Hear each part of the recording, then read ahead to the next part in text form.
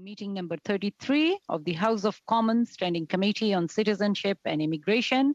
The Board of Internal Economy requires that committees adhere to the following health protocols: maintain a physical distance of at least 2 meters from others, wear a non-medical mask unless seated, and preferably wear a mask at all times, including when seated.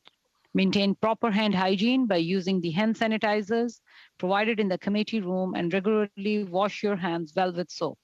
As the chair, I will enforce these measures, and I thank you all for your cooperation. Today's meeting is taking place in a hybrid format pursuant to the House Order of January 25th, 2021. I would like to outline a few rules to follow. Interpretation services are available for this meeting. You may speak in the official language of your choice. At the bottom of your screen, you may choose to hear floor audio or in English or French. With the latest Zoom version, you do not need to select a corresponding language channel before speaking. The raise hand feature is on the main toolbar should you wish to speak. A reminder that all comments should be addressed through the chair. When you are not speaking, your microphone should be muted. If the committee clerk and I will maintain a speaking list for all members. With that, we will go to our today's meeting. Today's meeting is on Supplementary Estimates A 2021-22, Vote 1A under Department of Citizenship and Immigration. Pursuant to Standing Order 81-5, the committee is considering the Supplementary Estimates A 2021-22, Vote 1A under Department of Citizenship and Immigration, referred to the committee on Thursday, May 27, 2021. Appearing before us today is Honorable Marco Mendicino, Minister of Immigration, Refugees, and Citizenship. Welcome, Minister. Thanks for joining the committee today. Always a pleasure to have you at this committee and to hear all the important work which you are doing. He's also joined with the officials from the Department of Citizenship and Immigration, Katrina Teple, Deputy Minister, Marianne Campbell-Jarvis, Assistant Deputy Minister, Strategic and Program Policy, Daniel Mills, Assistant Deputy Minister, Operations, Hughes St. Pierre, Assistant Deputy Minister, Chief Financial Officer, and Controller. Welcome all. Thank you for appearing before the committee, always when needed. So we will start with opening remarks from the Minister. Minister, thanks a lot once again, and you will have 5 minutes for your opening remarks, and then we will go into the round of questioning. Minister, floor is yours. You can please proceed. Thank you, Madam Chair, and it's always good to be back before you, colleagues. J'aimerais souligner que je me joins à vous depuis le territoire traditionnel non cédé de la nation algonquine. Colleagues, the past months have seen unprecedented challenges and change in Canada's immigration system. Immigration speaks to who we were, who we are, and who we hope to be, and where we're choosing to grow right now. That's why last October, I was so proud to unveil our 2021 to 2023 Immigration Levels Plan, an ambitious and responsible plan to welcome 401,000 new permanent residents this year. Over the past number of months, despite all of the challenges that have come our way, we've shown that we're delivering on that plan. While implementing strong border measures to protect the health and safety of Canadians, we've created pathways to allow families, essential workers, international students, and others to continue to come to Canada. We conducted the largest draw in the history of our express entry system, inviting some 27,000 people who are already here and hard at work to apply for permanent residency. We launched the Guardian Angels program, recognizing the incredible contributions of asylum seekers in our hospitals and long-term care homes. And as of May 1st, I'm very pleased to report that we've received over 3,800 applications. We've taken our citizenship processes online, welcoming over 60,000 Canadians at some 10,000 virtual ceremonies. And we've recently become the first country in the world to offer citizenship testing online. We've created pathways to help young Hong Kongers as they cast their eyes abroad to choose Canada. We've made major investments to help speed up processing, and we've become more efficient, including the hiring of 62 new staff at our office in Sydney, Nova Scotia. We've also shown compassion in upholding human rights by adjusting policies, including the survivors of Daesh, which will help more Yazidi families reunite with their loved ones by adjusting the parameters of the definition of family. We've offered permanent residency for the families of the victims of flights PS 752 and ETH 302. And while they may have taken place far from our shores, those tragedies, these were also Canadian tragedies, and that's why it is important that we took those steps to give justice to the families. And finally, we announced the creation of a pathway to permanent residency for up to 90,000 essential workers and recent international graduates. Their status may be temporary, but their contributions are lasting. It is against the backdrop of this significant progress that I am here to discuss today IRCC Supplementary Estimates A. Madame la Présidente, le budget supplémentaire des dépenses A d'RCC ne comprend qu'un montant reporté de 24. The Supplementary Estimates A.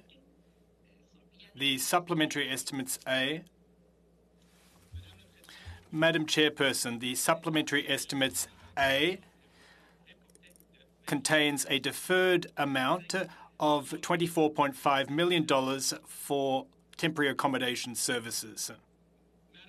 I want to assure you that Canada will continue to do its part in leading the way in world refugee resettlement. We've held that #1 spot for the last 3 years. And throughout the past year, settlement providers have shown incredible resilience and ingenuity working with my department, retooling their operations so that they can continue to help those fleeing war and persecution. Indeed, as my colleague and friend Filippo Grande has often said, Canada was a bright light in a horrible year. Before I conclude, I want to take a moment to emphasize the incredible role played by newcomers in helping Canada to get through the pandemic. In our healthcare system, over 1 in 3 doctors, pharmacists, and nurses, aides is an immigrant. But it's more than just that. From asylum seekers working on the front lines of long-term care homes to temporary foreign workers saving Nova Scotia's lobster season, we owe newcomers so much. So we're doing more than expressing our thanks. With a variety of initiatives which I've highlighted, we're demonstrating it. Madam Chair, it goes without saying that the past year has been a tempest for many people. Yet with the arrival of vaccines, the storm is breaking, and there is indeed hope on the horizon. I'm proud of how well we've adapted and innovated over the past year, and I look forward to doing more in immigration as it will play a vital role in Canada's economic recovery and long-term prosperity. And I look forward to taking your questions and to continuing to work with all the members of this committee, indeed all parliamentarians, as we achieve that vision. Merci, Madame la Présidente. Thank you, Minister.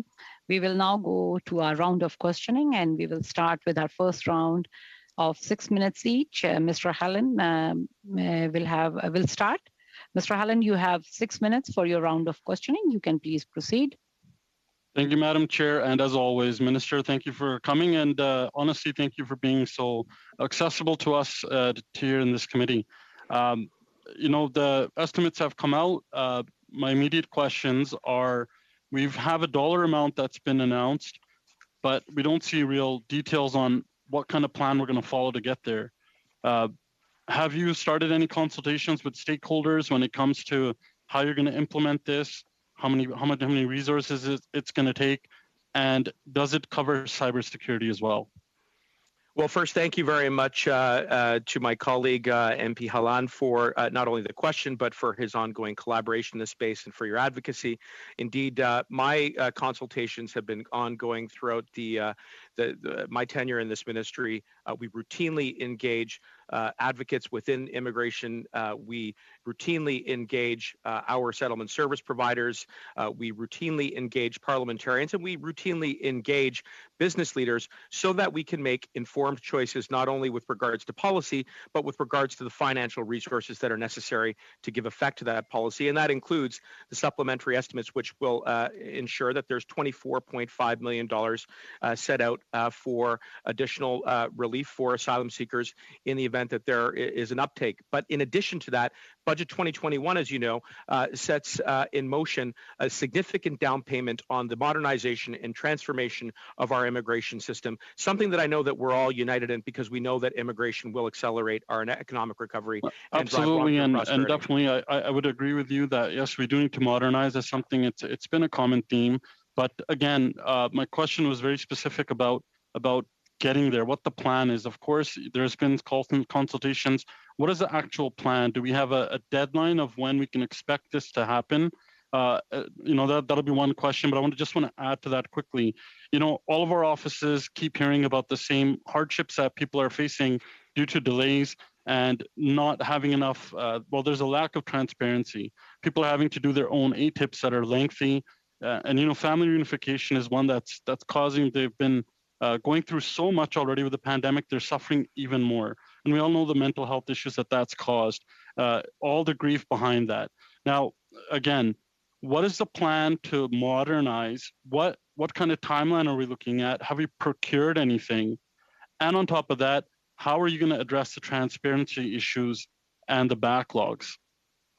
Well, the first thing I want to do, Madam Chair, is to sound a note of compassion to those who've been kept apart as a result of the pandemic. And as my colleague knows, that's one of the reasons why we introduced a pathway to reunite families during the pandemic. And I'm very proud of the fact that we have been able to reunite tens of thousands of families. And with regards to the specific question about the plan, we do have a plan. That plan involves a strategy that will add resources, as I've said, frontline personnel to the front lines of our department, that has not only cast its eyes forward to long-term modernization with Budget 2020 investments, but we've already started to leverage technologies now during the course of the pandemic, and that has led to concrete results with regards to citizenship, welcoming over 64,000 new citizens. With regards to our landing processes, we're moving our processes online so that we can achieve the outcomes of landing more permanent residents. And again, as my colleague knows, we've made significant progress in achieving our 2021 levels plan, landing over 100,000 new permanent residents already. That's the proof that the plan is working. Minister, I would have to disagree with it working, because we still hear about the same backlogs causing all these issues. Do you have a timeline of when that will be modernized? And you did note that there would be resources needed. How many more resources needed, and how many more people are we hiring inside the department to make that happen?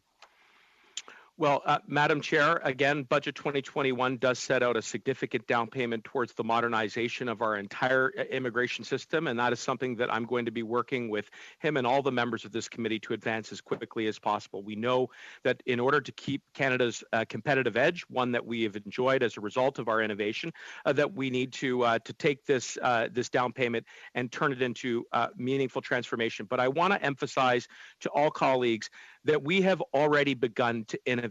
We have moved our processes online, not only in citizenship, not only in permanent residency, but in regards to the work that we're doing with regards to resettling refugees. So right across every line of business, we are leveraging existing technologies so that we can both implement digital platform modernization now and in the long run as well.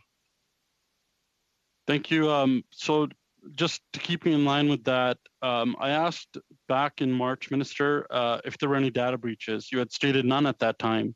And after a FOIP, we found out there was 1,793 data breaches. Given all that's going on now, and just the recent attack on the JBS meat processing company that had a cyber attack done to it, and the major concern that a lot of people have of the VFS Global in Beijing, what are we doing in order to secure Canadians' data and making sure that their data is safe and secure? Minister, 20 seconds. I thank my colleague for the question. I'm simply going to clarify that my friend was asking me about VFS in March. I maintain that there were no breaches then. And with regards to the other breaches, Minister, that was also, I said any data breaches, and you said none at that time. And to be clear, with regards to data breaches, as I mentioned in the House during question period, we take any breaches very seriously. We work with the Information Commissioner and other branches to ensure that that we are implementing any recommendations so that we can be transparent with Canadians. Minister, time is up. We will now proceed to Mr. Sidhu. Mr. Sidhu, you will have 6 minutes for your round of questioning. You can please proceed. So I will give a 2-minute signal and a 1-minute signal. So thank you. Thank you, Madam Chair, and thank you to the Minister for being with us here today. Minister, the government has made reconciliation with Indigenous people a priority.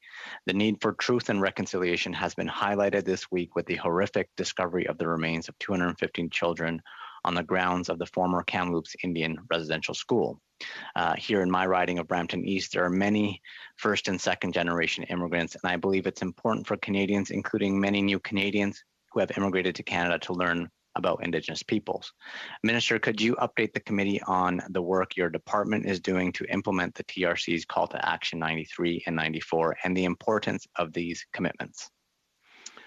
Madam Chair, I want to begin by thanking my colleague for his advocacy, and I want to thank every member of the committee and all members of Parliament for unanimously supporting the passage of Bill C-8 yesterday through the House of Commons through third reading, and I look forward to working with our colleagues in the Senate to ensure that that bill becomes law. And I think all of my colleagues would echo the sentiment that now more than ever, we need to continue to do the hard work of reconciliation. This past week has revealed the horrifying news of the remains of children who were discovered at a residential school in Kamloops. I think we would be remiss if we didn't point out that this is not just about a shameful chapter in our history, that Indigenous peoples continue to live this reality today. And as parliamentarians, and certainly in my capacity as minister, I will do whatever I can to continue the important work of reconciliation by taking the call to action, which the Truth and Reconciliation Commission had put forward, number 94, which would allow us to educate new citizens, but also all Canadians by amending the oath of citizenship to reflect Indigenous peoples, traditions, cultures, and histories. And that is something that I have seen over the course of my tenure as minister in our citizenship ceremonies. And this is important work. And again, we will continue to consult with our colleagues and with Indigenous leaders across the country, but it is so important now more than ever that we make this bill law. Thank you, Minister, for that answer. It's very important. I definitely agree with you, and I'm glad to see us heading in that direction. Minister, in your previous appearances before this committee, you've spoken about your department's efforts to adapt to the changing circumstances of the pandemic with innovative solutions like virtual citizenship ceremonies and online testing. These innovations have made a difference, and there are a lot of other elements of Canada's immigration system that could benefit from them. I also understand in the 2021 budget included over $420 million in federal funding over 5 years to deliver an enterprise-wide digital platform that would gradually replace the legacy global case management system. This investment is meant to improve application processing and support for applicants beginning in 2023. Minister, can you offer any insights into the types of efficiencies and improvements from a user experience this will provide in terms of modernizing our immigration system? I can, Madam Chair, and again, I thank my colleague for an important question because it allows me to highlight how we are investing to transform our immigration system right from top to bottom. And Budget 2021 does set aside $827.4 million to do just that. And with this investment, we are going to create a state-of-the-art digital, touchless, and integrated immigration system that will allow newcomers, visitors, students, workers, families, and refugees to come to Canada to write that next chapter of their lives. And not only does Budget 2021 provide for that vision to become a reality, but it also sets aside important investments to help with client support and to reduce barriers for migrant workers who are already in Canada and who plan to come to Canada. And what the pandemic has taught us is just how important newcomers are to Canada. Whether we're talking about the healthcare sector or in our farms and in food processing plants, or indeed in the building and trade sector, we have seen newcomers step up in ways that are truly remarkable and indeed uniquely Canadian. And in order to continue to do that work and to achieve our goals in the 2021 plan, we need to be sure that we continue to invest in immigration. And that's precisely what Budget 2021 will do. And my hope is that we'll be able to pass that budget in very short order so that we can make it a reality. Thank you, Minister. And I believe I have a minute left. So last question here. In order to provide on-arrival orientation services and emergency and at-risk assistance, community-based organizations have been slated to receive funding through the Migrant Worker Support Program. To your understanding, what are the benefits of outsourcing newcomer orientation and crisis support to community organizations? Well, the immediate benefits, Madam Chair, are that we partner with those who are working most closely with migrant workers themselves. And, you know, this is one of the many ways in which our government is looking to collaborate with grassroots advocates and those who really understand what the challenges are for migrant workers. And let's be honest, as my colleague knows, 15 seconds left, Minister. As the committee knows, this has been a challenging year for migrant workers because of the pandemic. But through this collaboration and through our investments, we're going to do better to protect migrant workers and their rights. And that's what we're committed to doing. Thank you, Minister. We will now proceed to Madame Normandin. Madame Normandin, you will have 6 minutes for your round of questioning. You can please proceed. Madame la Présidente, je pense que les... Madam Chair, I think that the clerk was meant to inform you that my colleague Yves Perron will be taking the first round of questioning. Okay. I saw you joining in, so I thought maybe it has changed. So sorry for that. Okay. Mr. Perron, welcome to the committee. Merci beaucoup, Madame la Présidente. Well, thank you very much, Madam Chairperson, and thank you to members of the committee for welcoming me, and thank you to the Minister and officials who are in attendance today.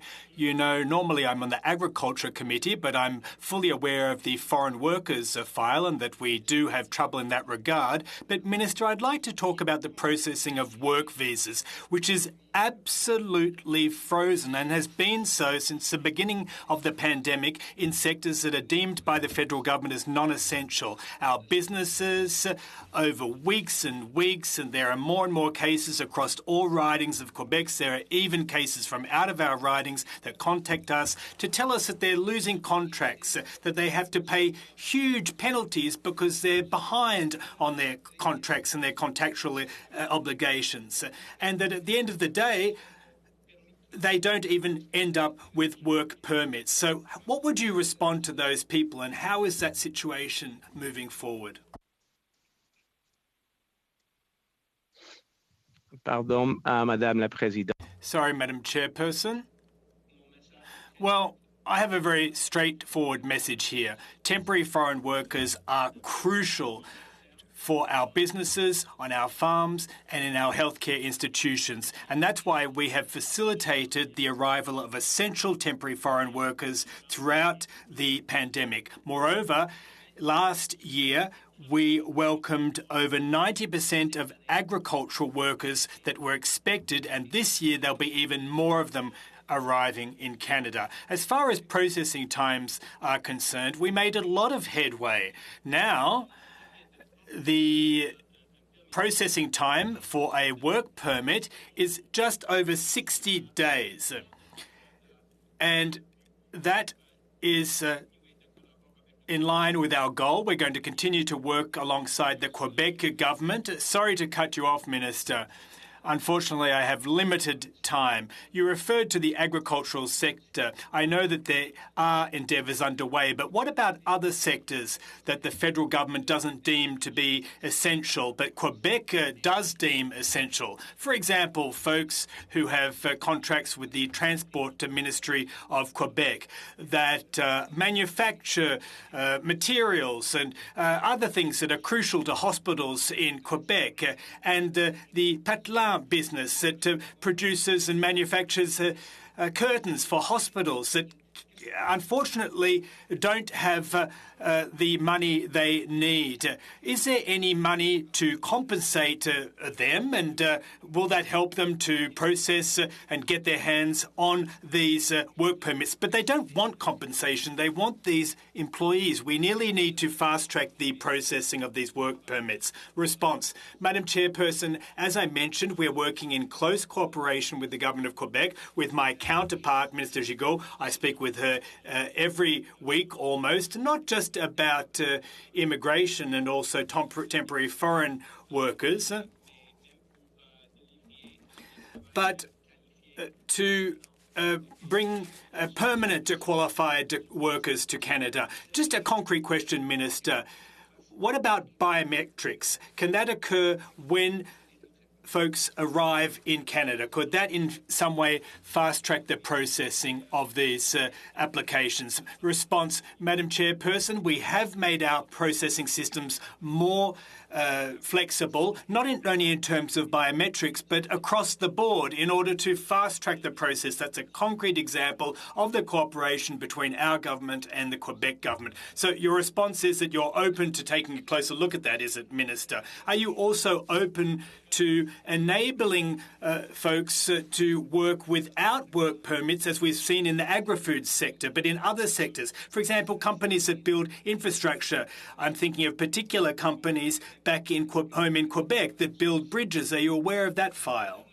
Response. Madam Chairperson, we are listening to Quebec businesses. We hear them, and that's what they're calling for. And they're calling for not only more temporary immigration, but more permanent immigration. And they're asking the Legault government for that too. But as far as we're concerned in the federal government, we're there to deliver all the economic immigration that Quebec needs. Question. Let's talk about permanent immigration. This is a nice segue into it. In your introduction, you referred to 90 permanent residents. Now, based on the information we have, the resources that were set aside for them is being used elsewhere in the immigration process. Everyone agrees about fast-tracking permanent residents, but in a crisis situation where we need economic recovery, and you said that immigration was crucial to economic recovery in your opening remarks, and that's what businesses are telling us too. Shouldn't we be reallocating resources, or do you intend to hire a huge amount of new people by facilitating this so that companies have as many employees as that they need? Madame le Président. Response. Madam Chairperson, as far as we are concerned, we believe that immigration does create jobs. We know that immigration creates prosperity over the long term. And that is why we have put our plan in place. And that is why we're continuing to invest heavily in immigration. And that is the reason, Madam Chairperson, that I will continue to work extremely closely with the Quebec government. Question. But do you plan any hiring, Minister?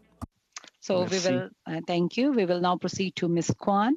Ms. Kwan, you will have 6 minutes for your round of questioning. You can please proceed.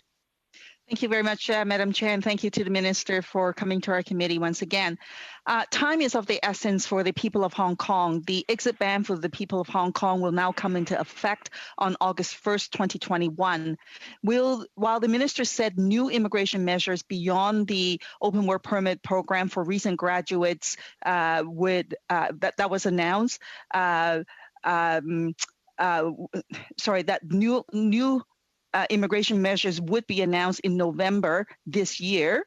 I'm afraid that may come too late. And so when will the Minister announce the new measures, and will it include humanitarian measures for Hong Kongers outside of Canada before August 1st, 2021? Madam Chair, I appreciate my colleague's question as well as her knowledge and experience with this file, and I share her concern around the developments in Hong Kong. As we all know, we are monitoring the situation very closely, but I will say that I am encouraged by the early returns on the creation of this pathway. The fact that we have already 3,600 applications in our system does, I believe, demonstrate and speak to the opportunity that we are hoping to appeal to young Hong Kongers. And I certainly am prepared to continue collaborating with her and all members of this committee to determine whether or not we can see that pathway come to greater fruition going forward. Well, I was asking the Minister about new measures. I understand that there are measures for young graduates, but there are many people who do not qualify under those measures that the Ministers announced. So we heard that through witnesses. Committee members heard many people who urge further action. And so to that end, humanitarian measures for people outside of Hong Kong is absolutely essential, as are opening up family reunification streams for extended families to be sponsored here to Canada. Is the Minister considering any of those measures? He said that he was going to announce something new in November. Is he still planning on announcing something new in November? Madam Chair, that is indeed our intent. And as I have, I think, explained to the committee before, with regards to immigration from Hong Kong, we have seen significant increases in existing pathways, particularly with regards to students, as well as family reunification. And that, despite the pandemic, demonstrates how important it is that we maintain the people-to-people ties between Canada and the people of Hong Kong, despite the very challenging and complex backdrop. I know that the minister didn't answer my question, and they were very specific questions. And the reunification streams that the minister talks about exclude extended families. So this is critical. I love to actually have a further conversation with the minister on this.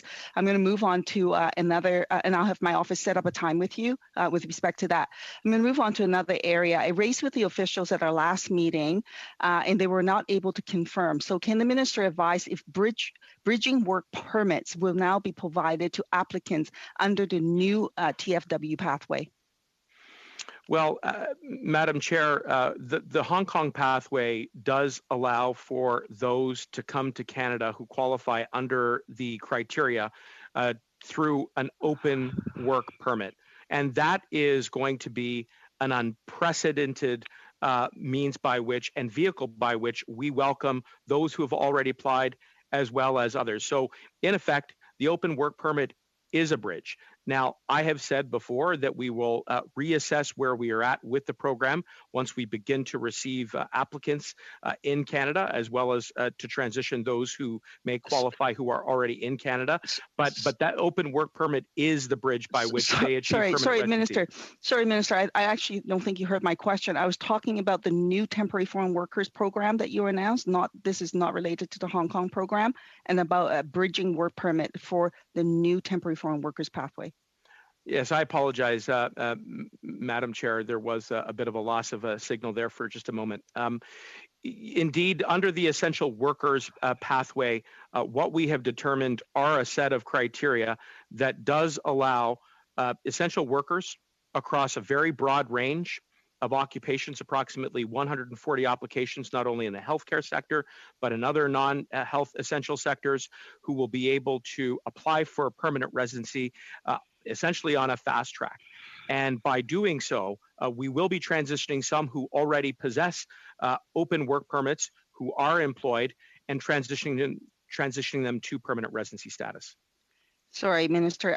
For people whose work permits might have expired while after they have applied, and so that's my question, will they be provided a bridging work permit? Well, as my colleague knows, we have introduced policies during the pandemic to allow those with expired work permits to have them extended until the end of the year. And that process is very straightforward. It's very simple. We have a very short turnaround on those extensions. In fact, significantly less than our service standard for extensions. And by doing so, 30 seconds left. And by doing so, Minister, they will then sorry qualify. to interrupt. Sorry, Minister, but not if their work permit is tied to a specific employer.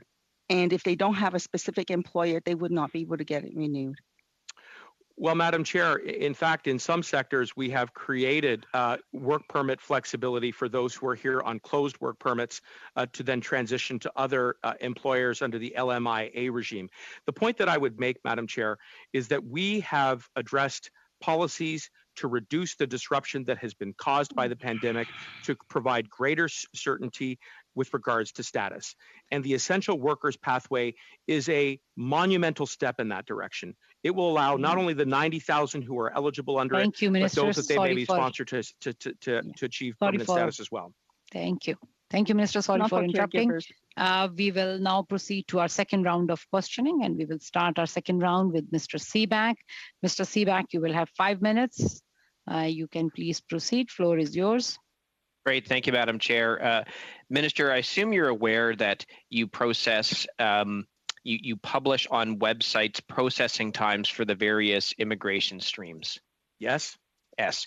And would you agree with me that people who look at those processing times would rely on those processing times and have some expectation that those processing times would be accurate?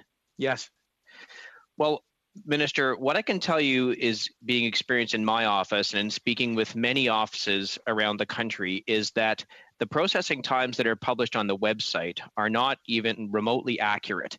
And in fact, my office has spoken with some people at IRCC who say, we know the processing times on the website aren't accurate, but we don't have the authority to update the times, the processing times on the website.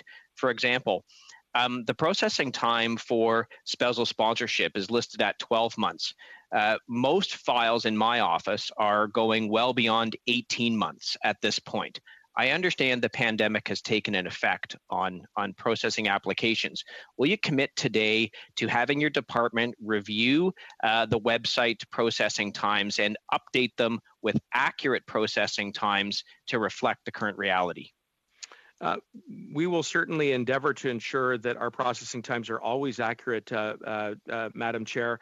But I do want to say that that there are going to be cases, as my colleague knows, he has experience in this area, that are complex, that for a variety of reasons that have to do with the particular circumstances of the applicants, that will fall outside of the service standard. And it is often those cases that make their way to my parliamentary colleagues.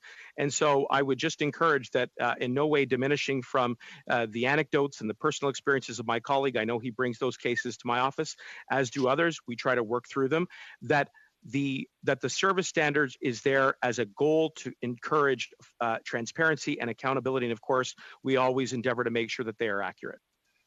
So I just want to be clear, your undertaking is that you're going to ask your department officials to look into whether or not the websites are accurately reflecting the processing times, and if they are not, the websites will be updated.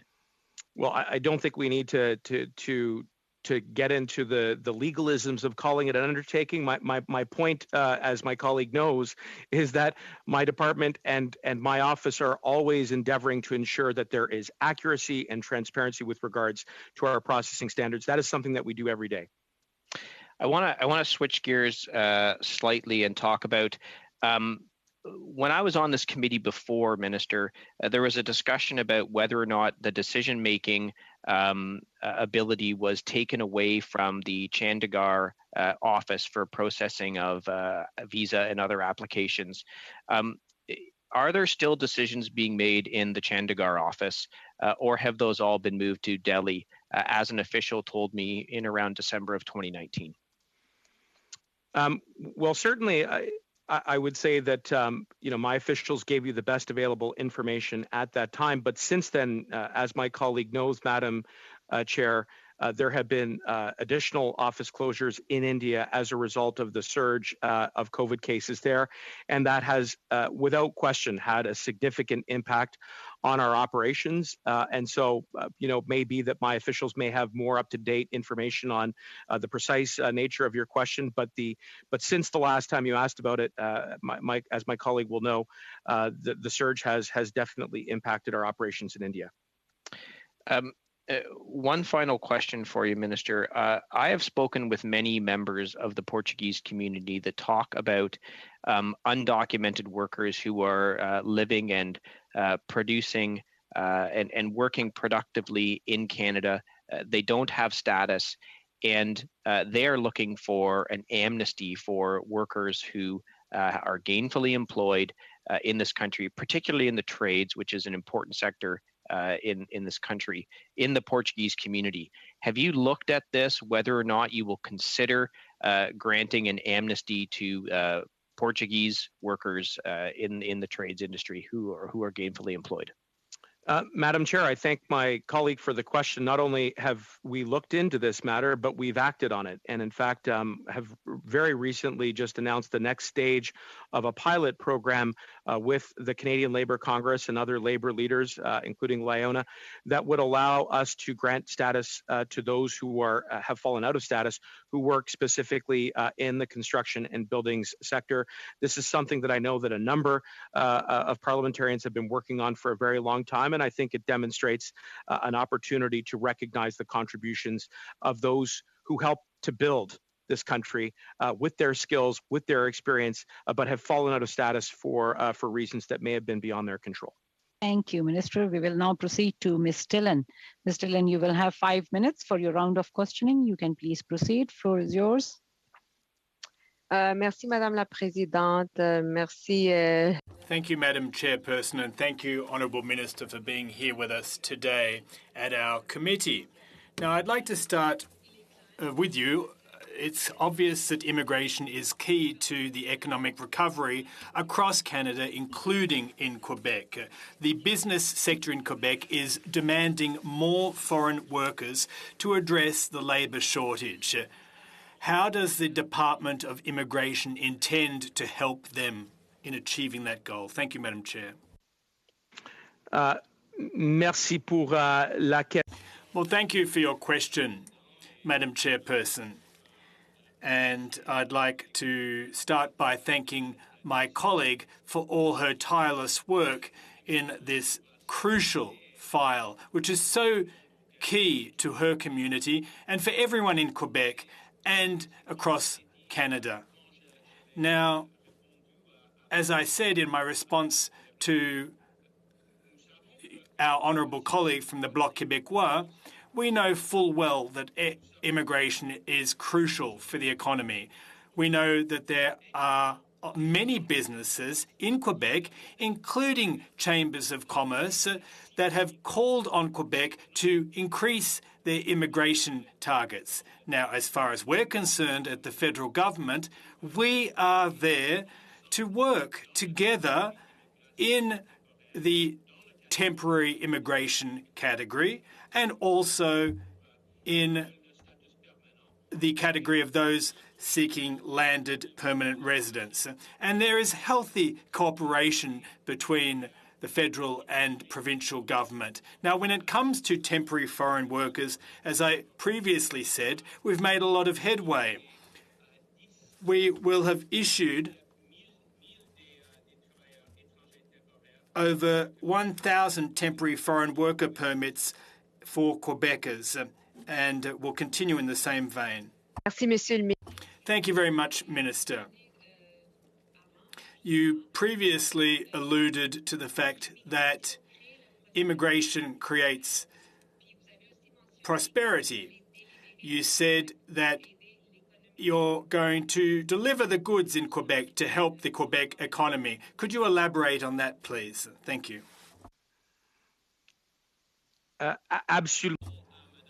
Absolutely, Madam Chairperson. This is not just a challenge for today, it's a challenge for the long term. There are challenges, there are demographic pressures.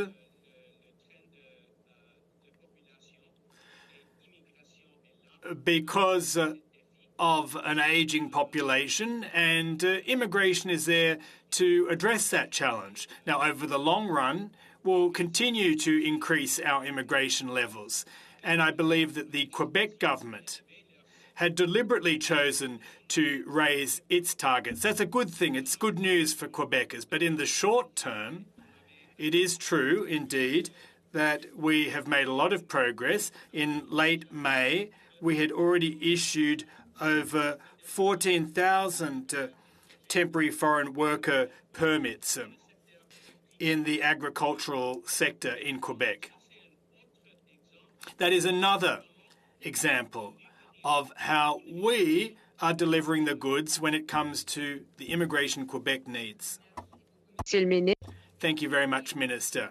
And very briefly, please, what is the government doing to support Francophone immigration across Canada and to support minority Francophone communities outside Quebec? Thank you. Well, I got a signal that I just have a minute left, but nevertheless, outside Quebec, we have developed a strategy to attract more Francophone immigration. That is, immigrants who speak French and who are there to strengthen the French fact, not just in Quebec, but across Canada.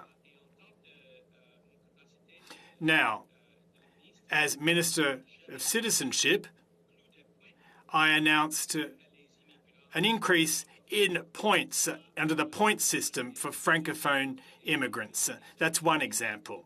Another example has to do with our pathway for essential workers outside Quebec.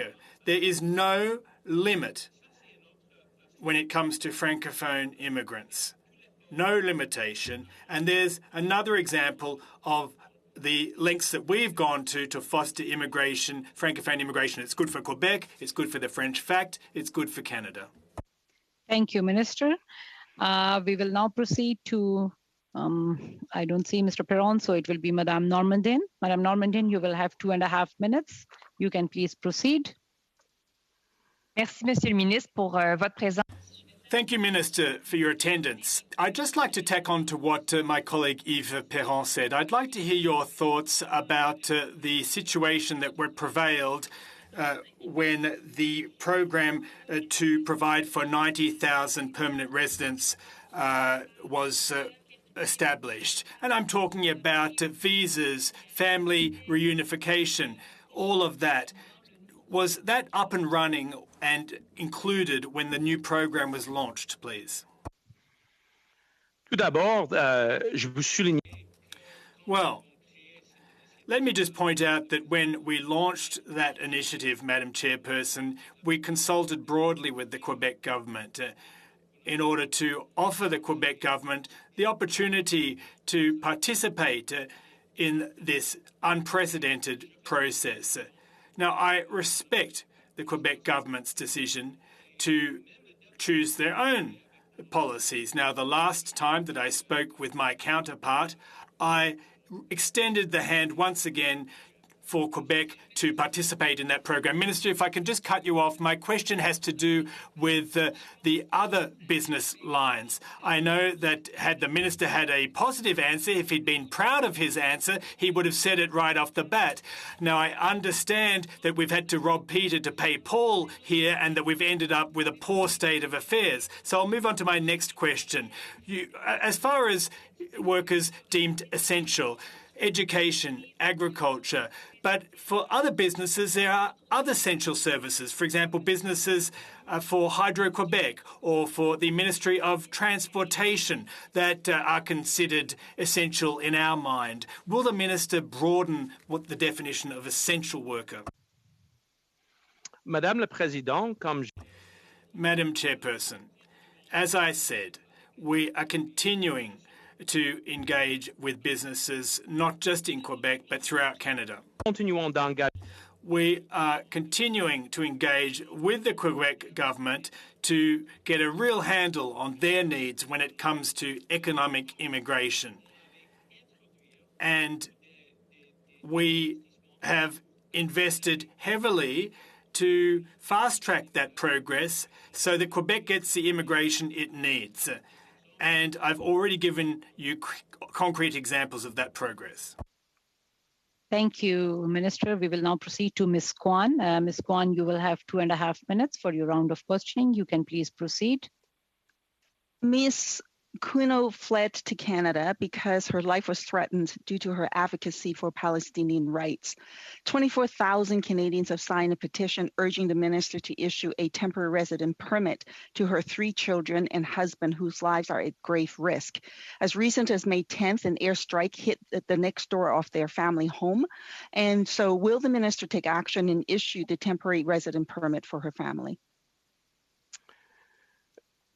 Madam Chair, I want to begin by obviously acknowledging the very profound and tragic state of affairs in the Middle East, and to everyone who has been displaced, our hearts go out to them. And that is why the work that we do in Canada when it comes to resettling those who have been displaced is so important. And there is a system in place that allows those who are who wish to claim a refugee status before the Immigration and Refugee Tribunal to have those adjudicated independently from the political process, which is, I think, something that my colleague and all members would share in the way of principle. It would not be appropriate for me to comment on the particulars of any individual case, but obviously I am aware of it, and as part of the broader work that we are doing, we will continue to have a system that is revered around the world for its work in human rights. I've written to the minister about this, and I'll follow up with the minister about her specific case, to which I have consent to discuss her case both on the public record and with the minister. Now, while she awaits for their family's PR application to be processed, she applied for a TRV, to which her family was rejected. The IRCC agent cited Section 179B as the reason for the rejection, and this will occur after IRCC's update to dual intent. So the minister has the ability to change this regulation that actively prevents spouses and children from reuniting. And this call for action is also supported by the committee in its most recent report tabled on May 13th, 2021. Will the minister suspend the use of Section 179B as called for by the community and recommended by CIMM? 15-second answer. I acknowledge my colleague's question, and as the members of this committee know, we've issued directions and guidance to the department. My obviously, my understanding is that those guidances are being followed, and in the event that there are cases of concern, my office is always open to discuss them with my colleague. Thank you, Minister. We will now proceed to Mr. Ellison. We will end this round with Mr. Ellison, and after that, Mr. Dhaliwal. Each will have 2.5 minutes. So, Mr. Ellison, you will have 2.5 minutes. You can please proceed. 2.5 minutes, but I have 5 minutes of questions. What am I going to do? Because the first panel has to end, so you can always ask me outside of the committee. Yeah, we have to vote. The minister said he'll stay. He'll stay. No, listen, Minister, thanks for being here. My question, listen, we've obviously, the study we do in temporary foreign workers, and agriculture has been raised over and over again, food processing. When we look at our strategic, food security, I think it should be key for our country in many ways. And COVID just showed us how sort of vulnerable we are when it comes to our food security and our food supply chains. What I hear over and over again, I met with a group of farmers this week talking about access to temporary foreign workers when it comes to the program. My question is not on that. If I had 5 minutes, that would be the second part. But, we look at 400,000 new residents coming in, or permanent residences coming in. I think one of the things that I'd like to ask is that, is there a way, could we get you to champion a national economic immigration? I believe we need strategies around our critical sectors, and food is one of them.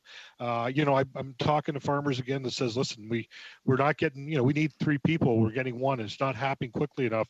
If we don't harvest the food, we don't plant the food, we can't possibly harvest the food. And so I guess my question to you is there any way when we start talking about permanent residences of, 400,000, that we could be looking at economic streams, but specifically I know we have pilot projects, but working specifically with sectors. There's a number of sectors that have said, listen, we need a strategies so we can make this happen. I'd just like to know your thoughts on that.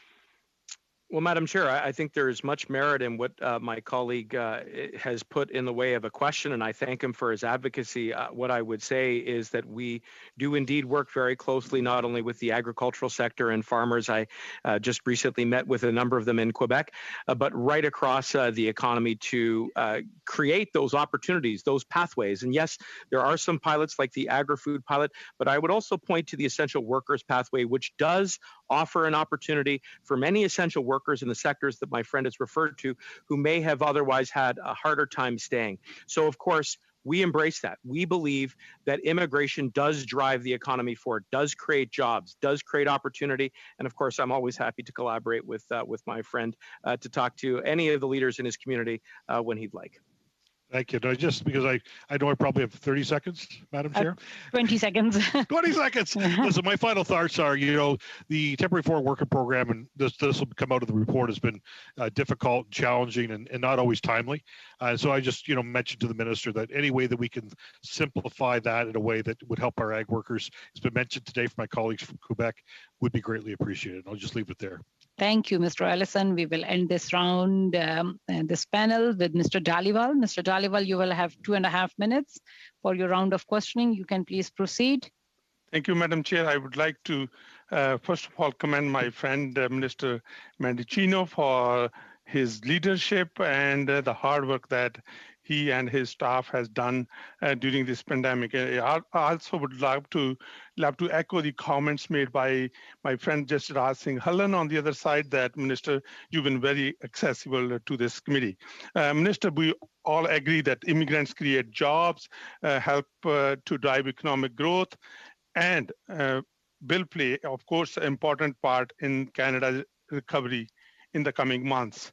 But pandemic has disproportionately affected low-wage workers, women, young people, and racialized communities. And could you please tell me some of the highlights of the investments that you are going to make sure, when we have this economic recovery that is inclusive of all Canadians? Madam Chair, first let me extend my gratitude to my friend and my colleague for all of the work that he is doing in this space. I know how passionate he is, and that we share a profound respect and belief that immigration isn't just an economic lever. It actually is one of the most meaningful ways in which we are going to create. I beg your pardon, Madam Chair. I apologize for that. It is one of the ways in which we are going to build the long-term prosperity of this country. And with regards to the specifics of his question, yes, of course, the essential workers pathway is unprecedented in terms of its size, its scope, and its speed.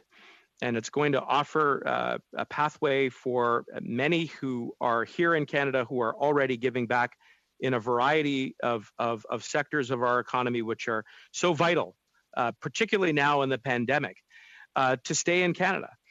And that is such an important thing. I mean, the pandemic really has shone a light on how newcomers who come to this country, who roll up their sleeves, who are prepared to put their shoulder to the wheel, who want to give back at a time when we've needed the most, can achieve their full potential. And by doing so, I believe Canada will achieve its as well. And I think with regards to racialized communities and those who have been disproportionately impacted by the pandemic, I would say that we have introduced very specific measures, not only to provide support for members of vulnerable populations. There is a pilot program that we have invested again in the budget, which will help women of color and young women who have come to Canada to start the next chapter of their life.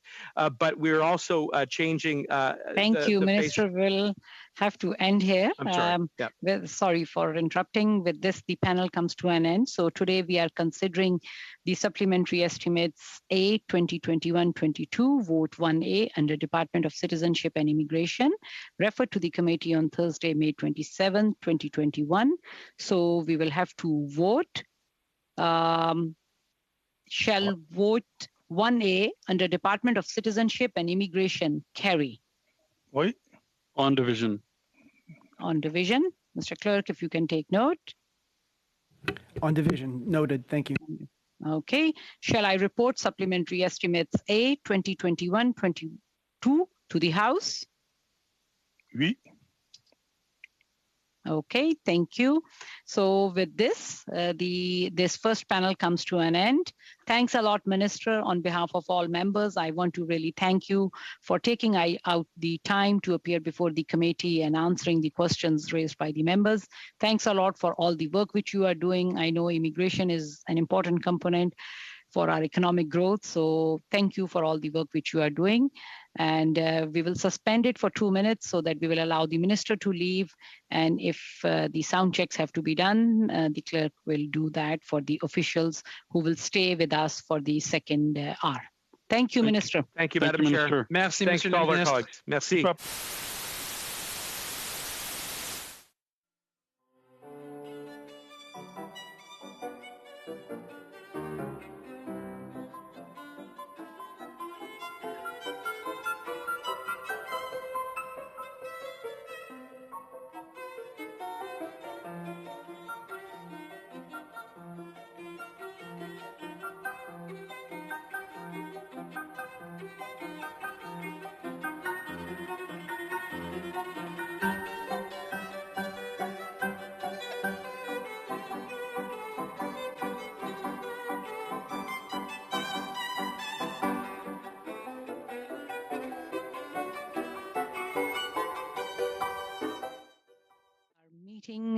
with the officials for this for this 1 hour. And we will be going through the economic imperative and long-term importance for small rural municipalities outside of major cities to retain new immigrants. Pursuant to Standing Order 108-2 and the motion adopted by the committee on Wednesday, May 26, the committee is commencing a study of the economic imperative and long-term importance for small rural municipalities outside of major cities to retain new immigrants. We are joined by the officials from the Department of Citizenship and Immigration. I would like to welcome Ms. Katrina Tepley, Deputy Minister, Ms. Caitlin Imrie, Acting Assistant Deputy Minister, Settlement and Integration, Ms. Marianne Campbell-Jarvis, Assistant Deputy Minister, Strategic and Program Policy, Mr. Daniel Mills, Assistant Deputy Minister, Operations, and Minister Hugh St. Pierre, Assistant Deputy Minister, Chief Financial Officer, and Controller. Thanks to all of you for appearing before the committee. Will you be doing opening remarks, or you would like us to go into the round of questioning? If it's okay with you, Madam Chair, I have some quick opening remarks Yes, just so to we'll set the stage. give you 5 minutes for your opening remarks. Madam Tapley, you can please proceed. Time is yours. I will endeavor to be quick. Thank you, Madam Chair. Across the country, communities in rural and northern Canada have told us that immigration is key to their economic and social well-being. It's one of the most important tools to fill labor market skills and shortages, and immigration is also vital to growing Canada's many rural communities. Même si la pandémie a ralenti l'immigration. While the pandemic has slowed immigration, we have continued to welcome. One moment, please, Madam Chair.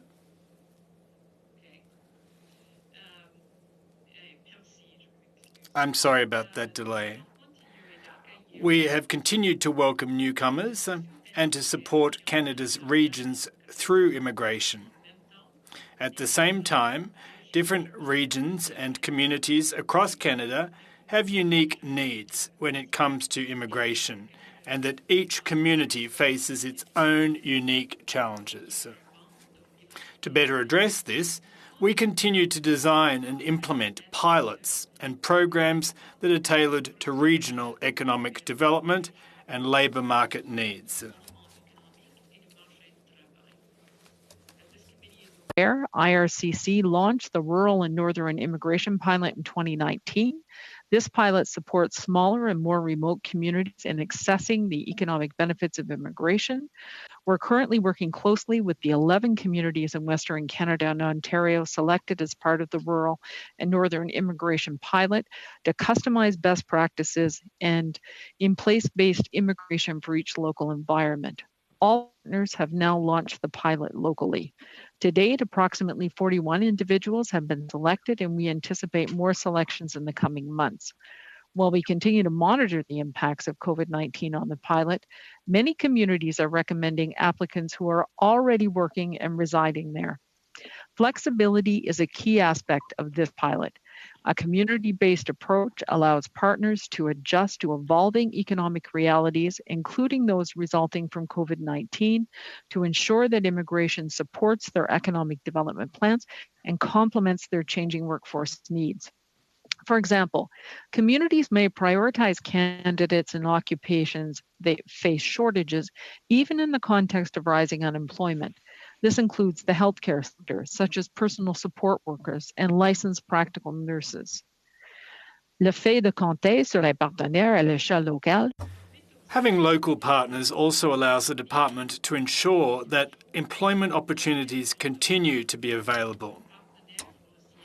Our community partners include economic development corporations, chambers of commerce, and community futures organisations. Our partners have indicated to us that their long-term labour market needs will continue in spite of the pandemic. Immigration pilot has been a great example of how regional economic programming can be successfully implemented. to attract and retain newcomers to areas outside of Canada's metropolitan centres. Following a successful evaluation, the AIP is transitioning to a permanent program that will share the benefits of economic immigration with this region, which traditionally received a lesser share of economic immigrants. Depuis le lancement de PPICA, since its launch, participating employers have made over 9,500 job offers in key sectors, including accommodations and food sectors, manufacturing, and healthcare. This has resulted in over 8,000 approved permanent residents to the Atlantic region. Uncertainty brought about by the COVID-19 pandemic, the reality is that Canada still faces demographic challenges. The situation is especially pronounced in our country's many smaller communities. Outre son travail relatif au programme pilote d'immigration. Now, in addition to the rural pilot and the Atlantic immigration pilot, IRCC looks forward to continuing our work with the provinces and territories as we design a new municipal nominee program.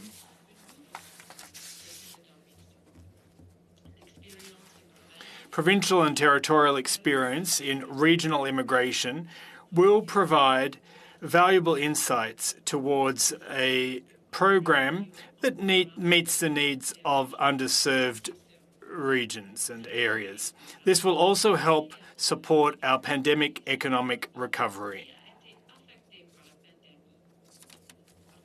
As Canada's core regional immigration program, the provincial nominee program will continue to be essential in responding to local labour market needs.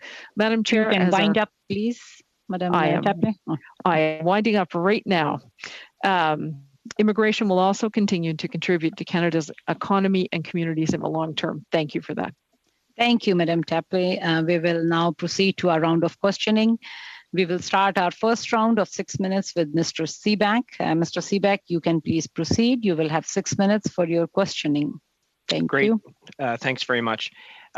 Has the department gathered any data and then analyzed any of that data as to what the main challenges are for our small municipalities when they're looking at attracting and keeping immigrants in their communities? And so what would they say are the largest impediments that we have going on right now? I can think of some off the top of my head, but they aren't backed by any data. Thank you, Madam Chair. So we've done two things. One is we have done consultations with communities and provinces and territories as we get ready to set up a municipal nominee program.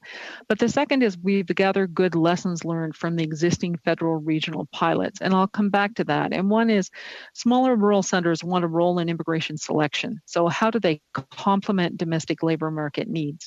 And they have dual objectives here, and this is certainly what we learned under the Atlantic immigration pilot, between economic establishment and retention. And if you just permit me, one of the problems we tried to solve was the question of retention in smaller communities.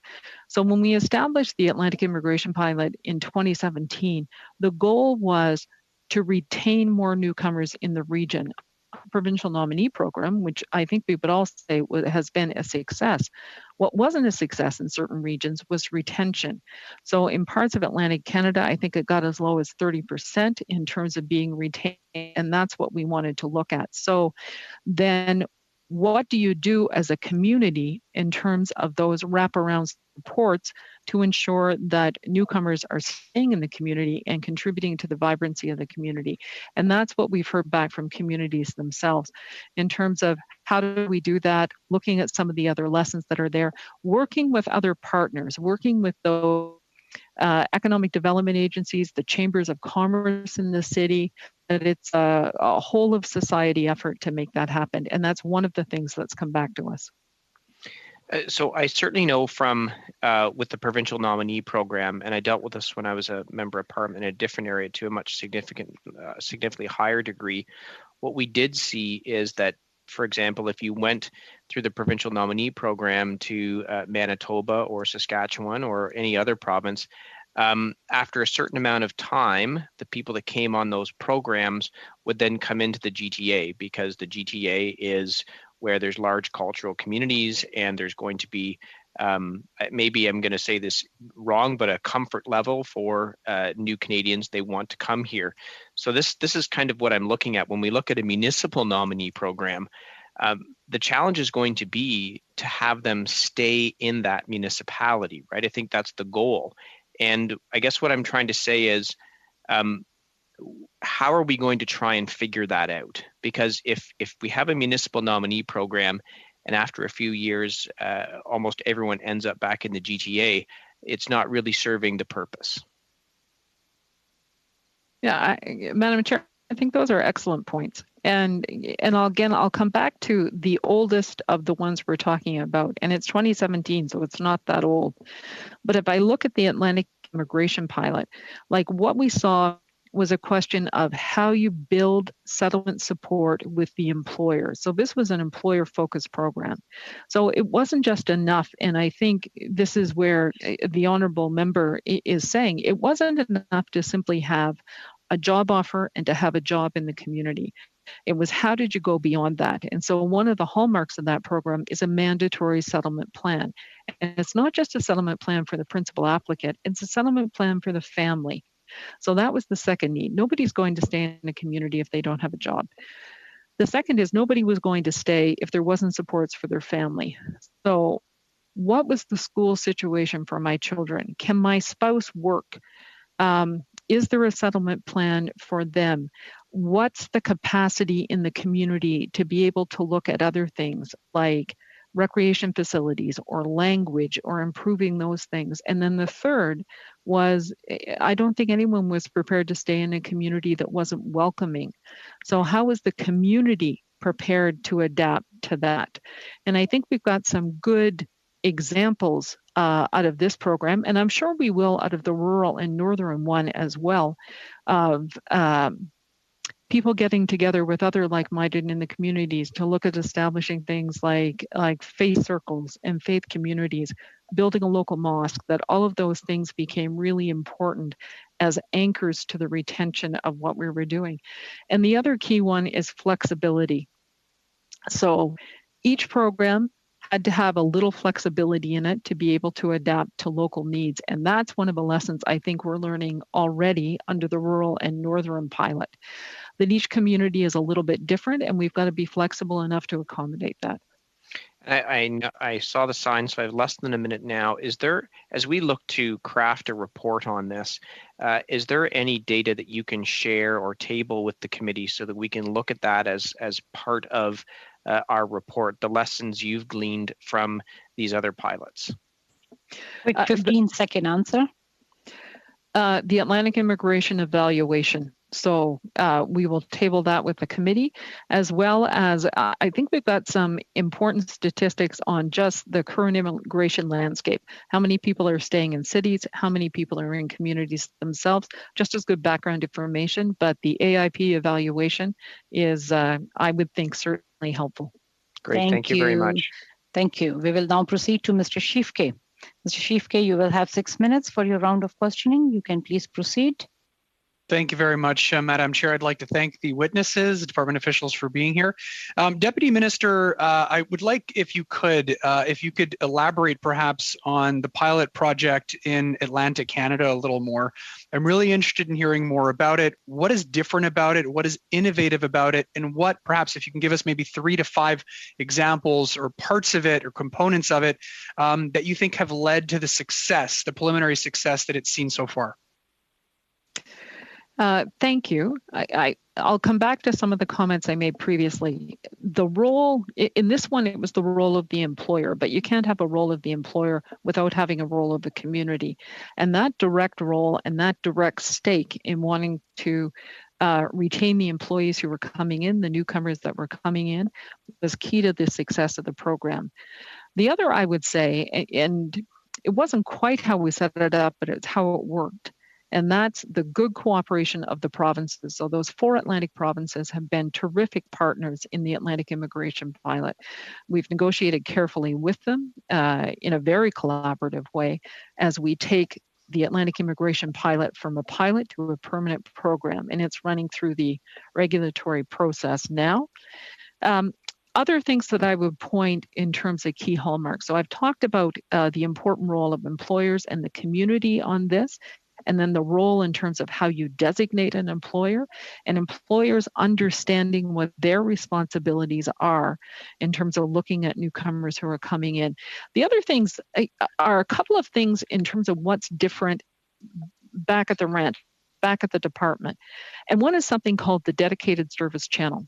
So if we expected employers to step up, then we needed to step up our game vis-a-vis employers.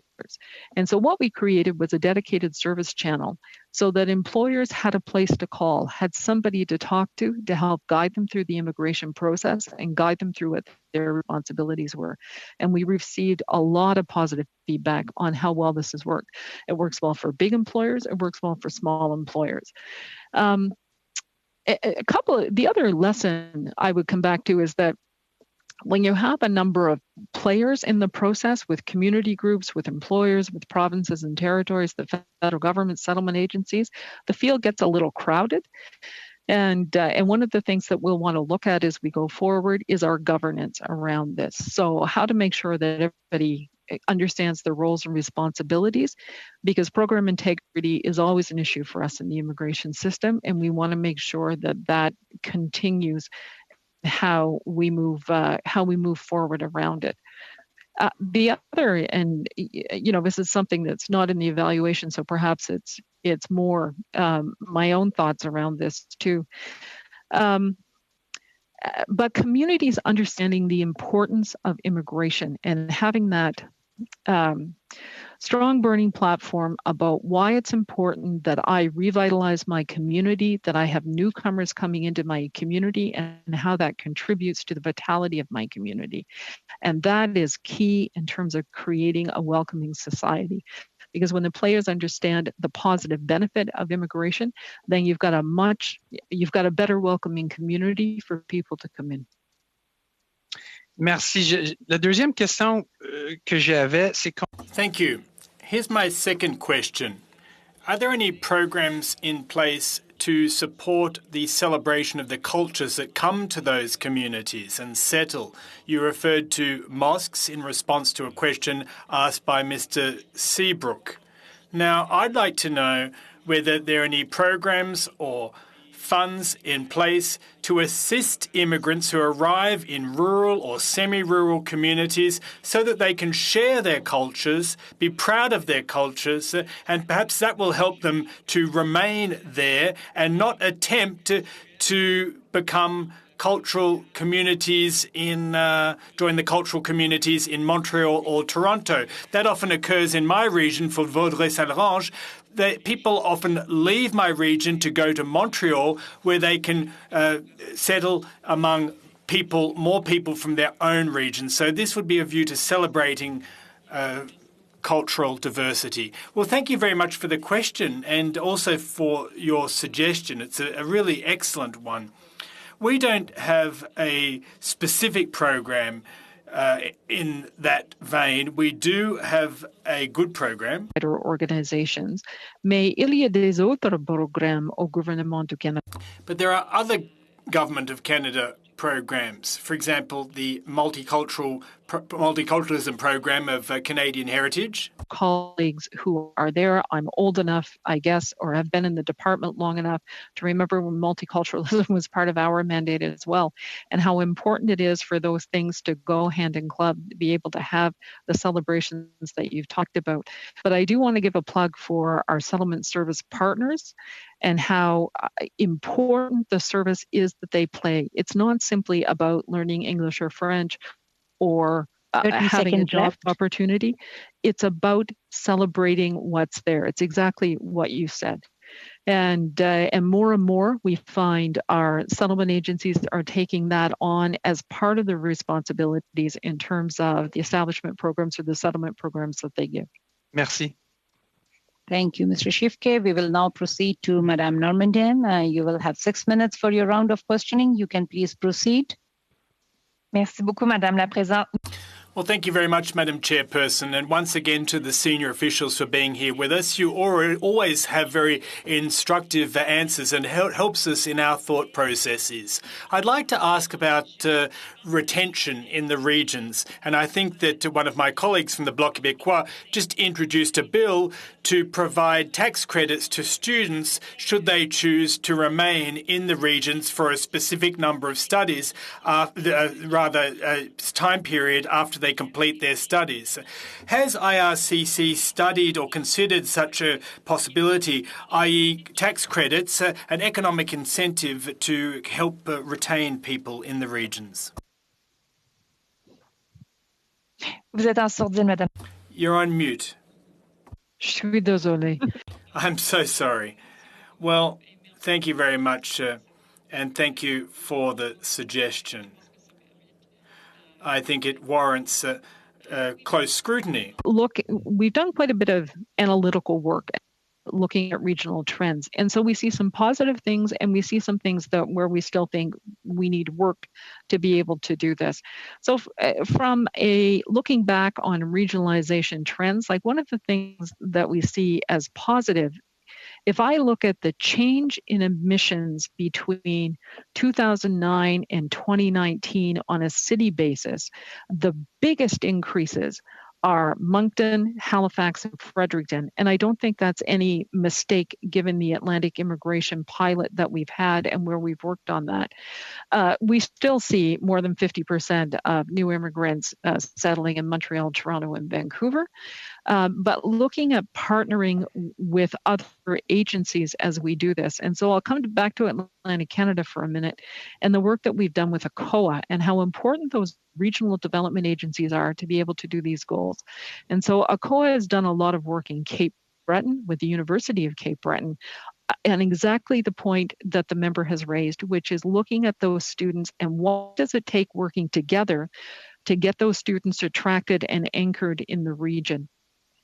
So those are two off the top of my head. Merci beaucoup. Vous parlez. Thank you very much. You referred to the fact that there are a lot of immigrants in Montreal, and what crosses my mind is the whole issue of the language.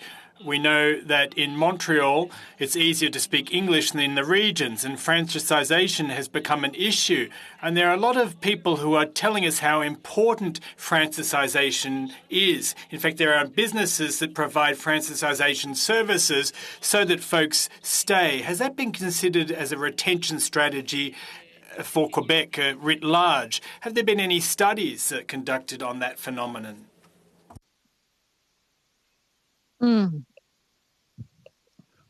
Je suis désolée encore. I'm sorry once again. Aware of studies per se, but we can look into it.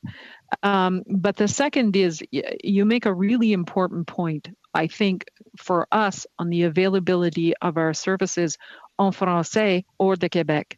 So our settlement services, we need to be able to run quality settlement services in French outside of Quebec. So for immigrants who are coming to Canada, who want to live and work in French and support the vitality of Francophone minority communities outside of Quebec, this is key to this department. So we have expanded our settlement services, our French settlement services outside of Quebec. We're working closely with organizations like the FCFA and others as we continue to do this. I'll double check, Madam Chair, on studies as we've done this, but that's on our settlement services. Merci beaucoup. Peut-être une dernière question. Thank you. A final question to do with the 90,000 permanent residence program that was just launched. I heard rumours that that might reduce the number of permanent resident candidates in Quebec and that there was in fact some raiding that was occurring. Is that what officials have heard as well? Response. Well, thank you very much, Madam Chairperson, for that question. Listen, it's not the purpose of the program whatsoever. We have worked with our colleagues. We've spoken to our colleagues in Quebec, and they have, raised concerns around this. So we're working closely with them. Quebec has, the government of Quebec has space to increase their own programs in this regard. We've also offered our lessons learned on this because, frankly, it's a bit of an experiment for us on what this looks like and who's coming in. So we've offered to share our work on this. We have, as always, offered to be partners with them if they choose. But no, our goal is not to take immigrants away from Quebec. 30 seconds left. Yeah, I guess I'll figure it out. Oh, Mr. Reagan, if you can mute yourself. 30 seconds for Madame Normandin. Merci. Je vais poser ma question, mais ce sera peut-être. Thank you. I'll ask my question. Perhaps you'll answer in the next round. Now, turning to Quebec's role, giving the division of areas of jurisdiction. And my question is in relation to federal support for not-for-profit organisations that help to retain immigrants in the regions. I'll ask you that question in the next round. Thank you, Madame Normandin. We will now proceed to Ms. Kwan. Ms. Kwan, you can start your round of questioning. You will have 6 minutes for your round of questioning. Thank you very much, Madam Chair. Of course, part of the retention process is the immigration process as well. And I'm wondering, with IRCC, are we back to normal processing times with respect to PR renewal, citizenship applications, and the like? Thank you. I wish I could have a more positive answer for you, Madam Chair, but we've made a lot of progress. But we are not back to pre-pandemic processing times, and not yet. And so we continue to work away on that. We've had good success on working down the number of applications that we have and processing some of those applications. Work permit times are back in service standard. I'm happy to give a positive report on where we are on student applications, and some permanent lines are a little better than others, but we continue to work our way towards getting back to those pre-pandemic service times and frankly doing better. I wonder if officials could table with the committee just a quick update on each stream where we're at relative to processing times, and so that we sort of get a sense of it. I'm sure that other MP offices are experiencing the same thing that I am. My office is inundated with requests for help where people are faced with delays in processing, and this is whether it's in urban centers or in rural centers is everywhere, and whether it's PR applications, renewal of PR citizenships, and so on. And whenever people phone in for an inquiry, including our office, when we phone in for an inquiry, basically the only response we get back is that is in process. We cannot get an update, we cannot get a timeline, and no matter how long the delay is. And for some people, these have huge implications because it's tied to their job, for example. Some people may need to travel because of their work, and so therefore getting citizenship is going to be key, as an example. And so I wonder if I can get an update from officials with respect to that. And I just want to raise this as a major concern. I just cannot emphasize the importance of that. With respect to another aspect of processing, I'm just wondering, in terms of IRCC's capacity, we're now experiencing where, for example, applications have been returned. In one instance, I have a case in my riding where someone had applied for a spousal sponsorship, and they clearly indicated in their application that this was a common law relationship and not a married relationship. Their application was returned after 6 months of having it sent in, and returned because the IRCC says there is no marriage certificate associated with it. And you can imagine the frustration that the couple are engaged in. Our office is trying to help with respect to that. In those instances, I am asking for the agent, IRCC agent, to accept their application and to put them back in the queue on the date when they first filed the application, which is stamped in the return envelope. Is that something that's possible to do? Thanks, Madam Chair. Each case is different. And so I'm sorry for this case, and I'm sorry for the misunderstandings that were there. But being able to put it back in the queue, it's something we can certainly look into, because I think you raise a good point on fairness. Okay, maybe I can follow up with you with respect to that case. We also have another situation whereby an application has been sent in from one of my constituents, and it is a refugee sponsorship application. And in that application is both the father, the sister, and the children of the sister that are privately sponsored. But for some reason, IRCC have processed the application separately. And so the father has been approved, but the sister and the children are not. And which is kind of odd, and I'm not quite sure why that is. And the other complication, of course, is that with the father who's elderly, 86 years old, the family is entirely uncomfortable for him to travel on his own with a long journey like that. And again, in those situations, what can be done? And why are applications being processed separately like that? It's hard for me to comment on a specific application, Madam Chair. We don't tend to process applications separately on private sponsorship. We tend to look at the application as a whole, and that's our practice. There may be issues where clearances may come back for one individual more quickly than the other, which would cause us to take a look at it that way. I'm joined by Dan Mills. Mr. Mills, do you want to comment on that? I don't believe that's our practice. Non, merci beaucoup, Madame la Présidente. Non. No, Madam Chair, it's not our practice to split candidates in an application, to split them up in that manner. But as our colleague said, there was perhaps a specific aspect to that application that caused that. We can take a look at the application and see what occurred and determine why members on the application were divided up in that manner. But unfortunately, right now, we can't really tell you what is occurring in that particular case.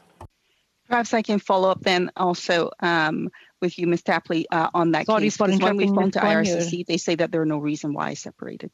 Sorry, Ms. Guan, time is up. Thank you. Thank you. We will now proceed to Mr. Ellison. Mr. Ellison, you will have 5 minutes for your round of questioning. You can please proceed. Thank you, Madam Chair, and I may be splitting some of my time with Mr. Howland as well. To the officials, thank you very much for being here and for answering our questions. I want to go back to Ms. Tapley, what Mr. Seaback was talking about retention. I'm always fascinated by that.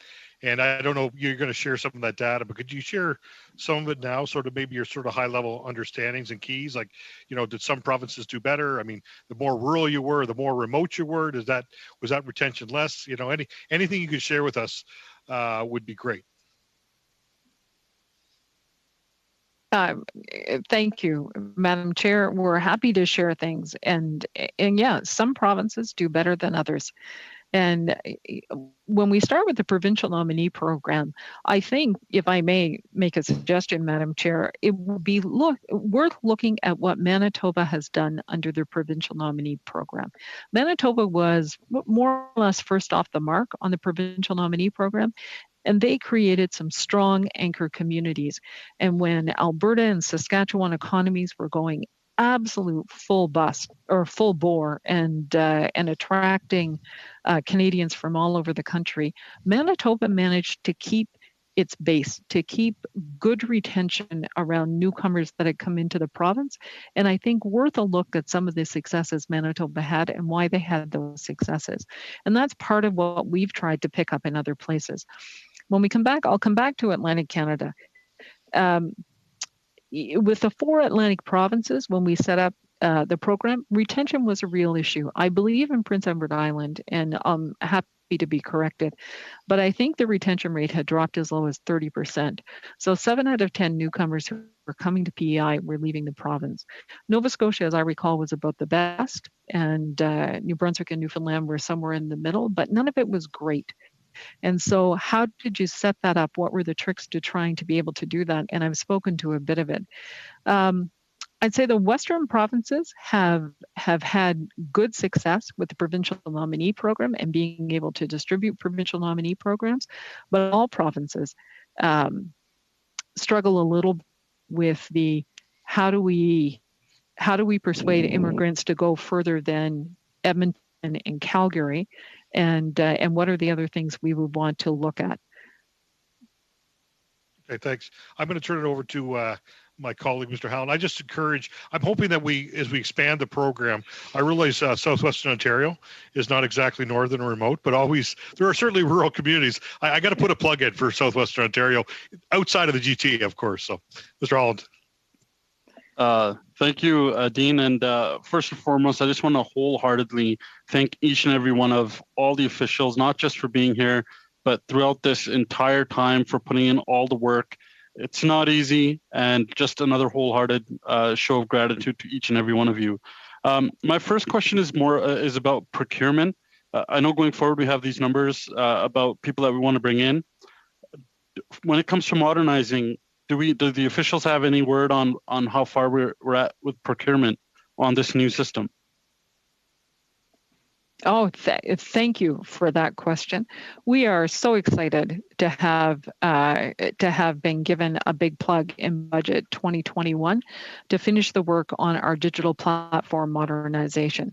So it's in 3 phases, and we had secured funding for the first 2 phases, which are really about technical debt reduction on our system, which tends to break a lot, and better disaster recovery on our system.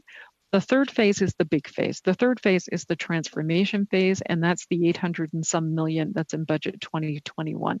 So we need to go about the process now of securing those dollars through a Treasury Board process, but we also need to do the good front-end work on this system on what we're building. So we need to build a modern immigration system going forward.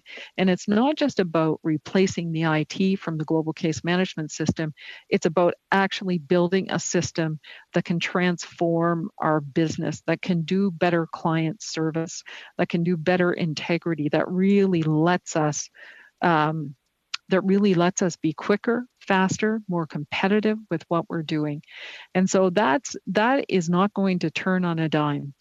And I anticipate, and that's, you'll see the funding profile if you look at budget 2021. So it's a long funding profile. It's a 5-year funding profile on that, and we'll go through it carefully in phases. And what we don't want to do, we don't want to fall into the trap that others have fallen into on new IT builds. So those good lessons learned that were done with systems like Phoenix are really important to us, to invest in change transformation, to invest in the dialogue with clients, to invest in good conversations around this. If you Those can wrap really up, important steps up front. Deputy Minister. Okay, thank you. We will now proceed to Mr. Reagan. Mr. Reagan, you will have 5 minutes for your round of questioning. You can please proceed. Thank you very much, Madam Chair. Ms. Tapley, you said that you want, at one point you said, I want to come back to Atlantic Canada. Well, that's a very popular sentiment across the country, as you can imagine. And a lot of people are actually wanting to do that. And I hope that as cases drop across the country, more and more people will be able to do that. And we'll be able to go elsewhere. Like we can go visit my in-laws in the Wyerton, Ontario area. But let me get to a question there was a question in the first one with the minister talking about the temporary resident to permanent resident pathways, which of course is important in rural areas, that I thought kind of gave the impression that resources are being diverted from one part of the department perhaps to that. Is that what's happening in that regard?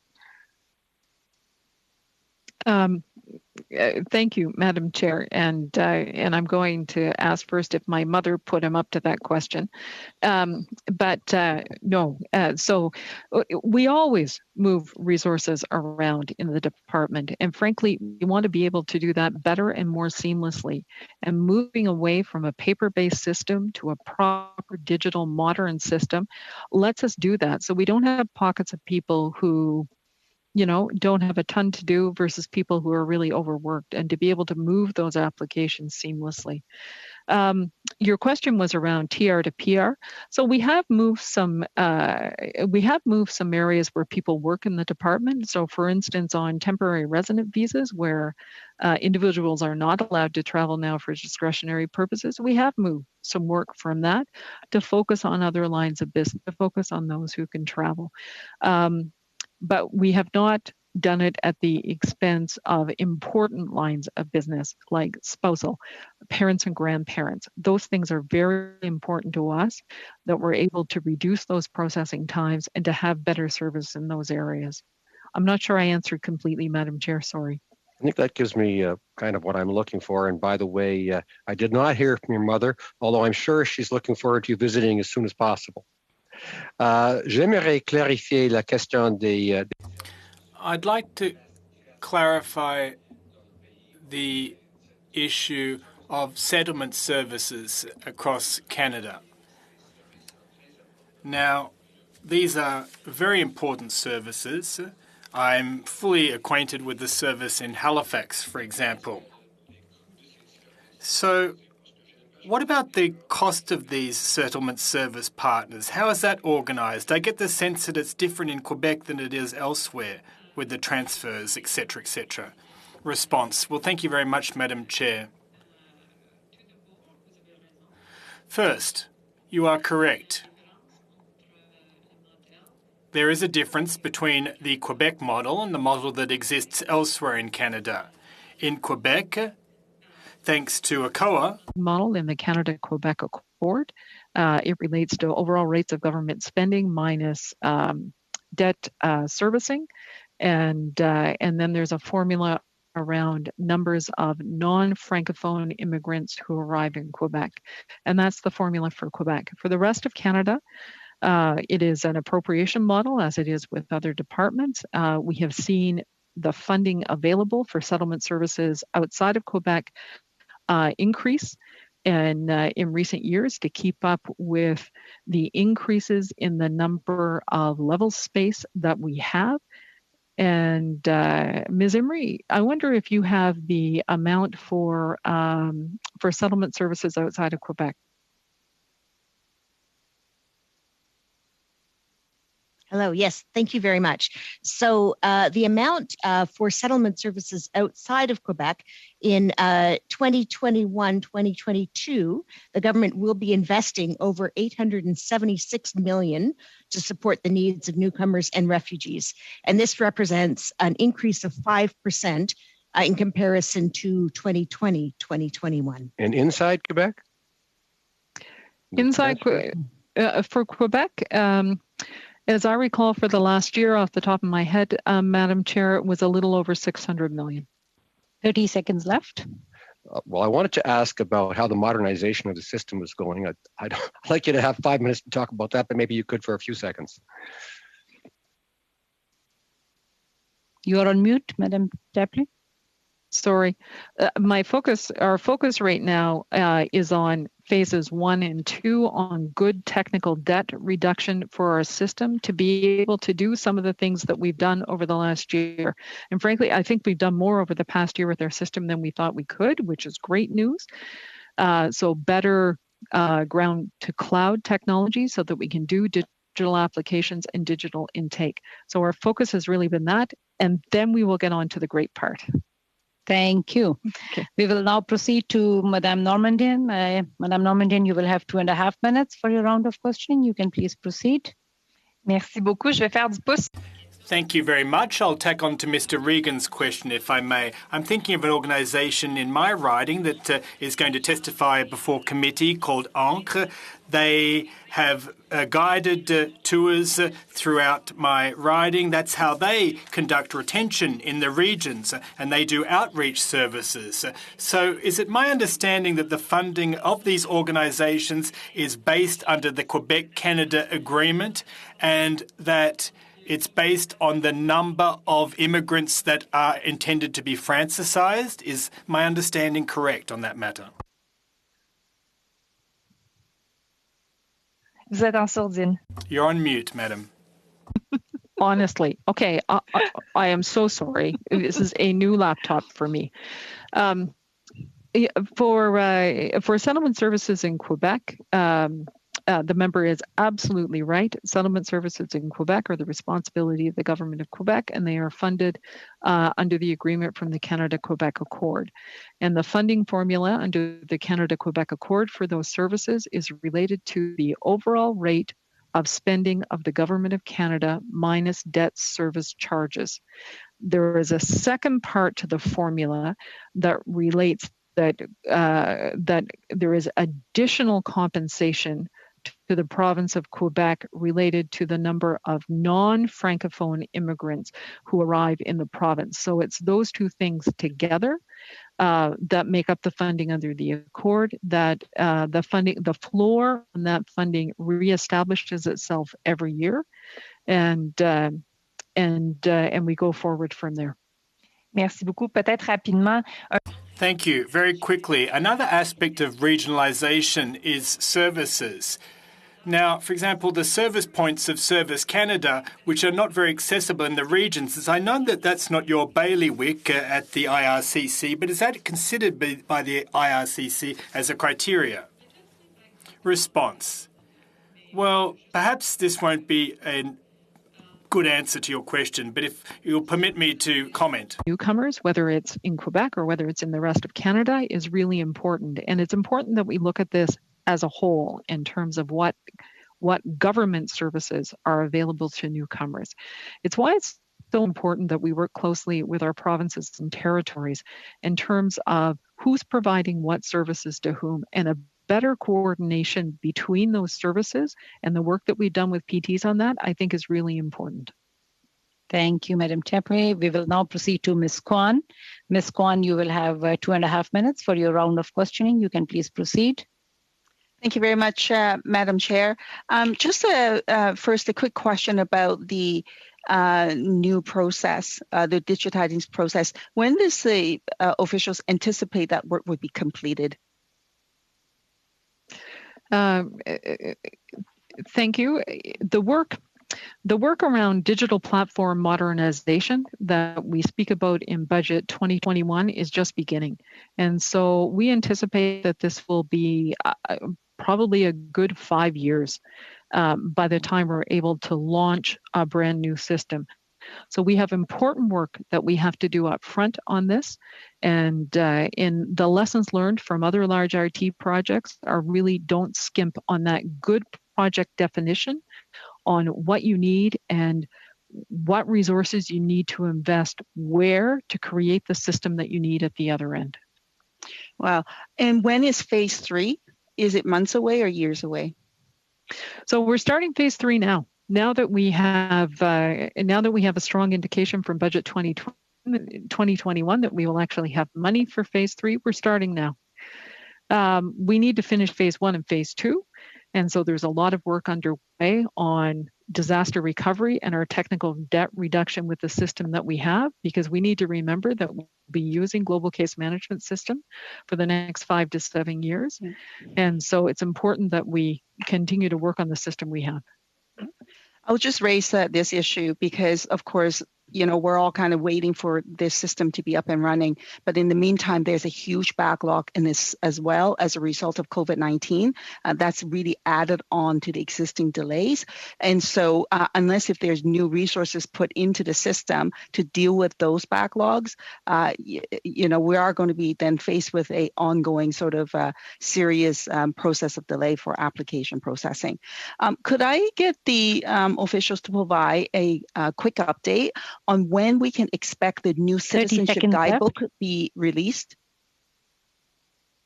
I'm sorry, I missed the new system to be citizenship guidebook. Citizenship guide. We're happy to provide an update, Madam Chair. And sorry. I thought you were asking for it in writing. I'm sorry. Okay, we can get it in writing, no problem. In terms of resettlement services, I wonder if your time is up, Ms. Kwan. Can I just finish my question quickly, Madam Chair? Okay, I'll give you few seconds. Let's wrap it up. I just wonder if we can get submitted to the committee the breakdown of the resettlement services. If you have it community by community in the rural areas, I think that would be really helpful for us to see the bigger picture. Thank you, Ms. Kwan. We will now proceed to Mr. Hallen. Mr. Hallen, you will have 4 minutes for your round of questioning. You can please proceed.